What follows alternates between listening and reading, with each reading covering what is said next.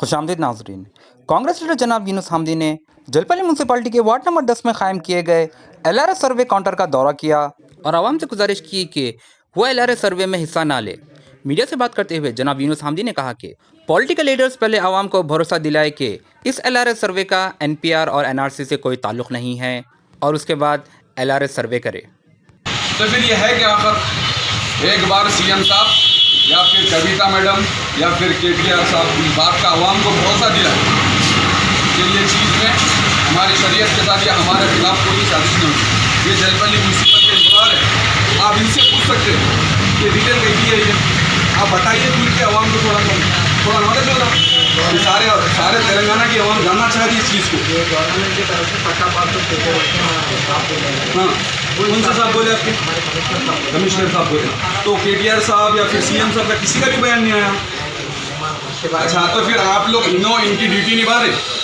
जो भी आवाम है यहाँ परेशान, ये चीज़ से लेके बहुत परेशान है। सिर्फ ये जो जलपली म्यूनसिपल वार्ड नंबर 10 यहाँ पर ये लागू हुआ है, तो हमारी बहनें भी यहाँ पर हिस्सादारी कर रहे हैं क्योंकि उनको एज इट इज़ काम वालों के तरफ पर रखा गया है।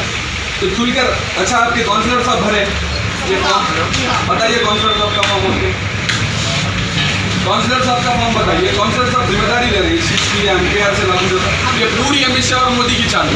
वरहमतुल्लाहि वबरकातुहू। जलपली म्यूनसिपल में आज जिस तरह से 3 दिन से LRS स्कीम बोल के कमिश्नर साहब और सारे तकरीबन काउंसलर्स जो पब्लिक को एक जुनून पैदा कर रहे हैं कि पब्लिक में कि LRS कराइए फ़लाँ, ये जो पट्टे गवर्नमेंट की तरफ से मुहिम हो रही है।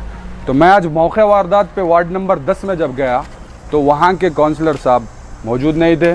फिर मैं वहाँ की एम्प्लॉयर जो भी स्टाफ काम करता, मैं उनको पूछा कि आपके काउंसलर का फॉर्म किधर है, क्योंकि आवाम में जब भी यकीन होता ना कि काउंसलर भरे या फिर कमिश्नर साहब भर के बताए कि देखो हम भी भरे, हम भी ये करें। वहाँ पर काउंसलर साहब का फॉर्म भरा हुआ नहीं है। 20 मिनट खड़े हम वहाँ पर, कितनी किधर, लेकिन कोई भी नहीं बताए वहाँ पर। क्यों नहीं बताए? और एक और बात, अगर रजिस्ट्री किसी के वालिद के नाम पे रही तो उसकी वाइफ का, उसके बच्चों का क्या ज़रूरत है डिटेल लेने की? सेल्डिड में सिर्फ रजिस्ट्री ऑफिस में सेल्डिड में कास्ट नहीं लिखा हुआ रहता या ये हिंदू है या मुसलमान है, ये नहीं लिखा हुआ रहता। सरासर ये गलत है। और तेलंगाना के उलमाए भी इस बात की सख्त मदम्मत करते हैं कि ये चीज़ खुले तौर पे अमित शाह और मोदी की चाल है। वही चाल CM साहब चल रहे। एक और बात, CM साहब और KTR साहब, आप खुलकर एक बार बयान दीजिए या हमारे मुस्लिम क़यादत बयान दीजिए कि ये चीज़ करिए, आप लोग आवाम में भरोसा दिलाइए, तब हम भी आपके साथ शान बाशाह खड़ के कंधे से कंधा मिला के काम करेंगे। 58 सवालात है इसमें, ये नामुमकिन सा काम, जिसमें जो NPR में जो सवालात थे जिसमें से 11 सवालात इसमें मिले हुए हैं। अगर किराएदार रहा तो वो मकानदार रहने वाला कहीं और का, तो वो किराएदार क्या करेंगे? तो आवाम में इस चीज़ में एक डर का माहौल पैदा हुआ है। तेलंगाना हुकूमत कोरोना से नहीं लड़ रही, ये LRS के पीछे लगी हुई है। अगर कोई एम्प्लॉयर आ गया बल्दिया का, घरे घर फिर रहा है, उसको क्या बीमारी है किसको मालूम साहब?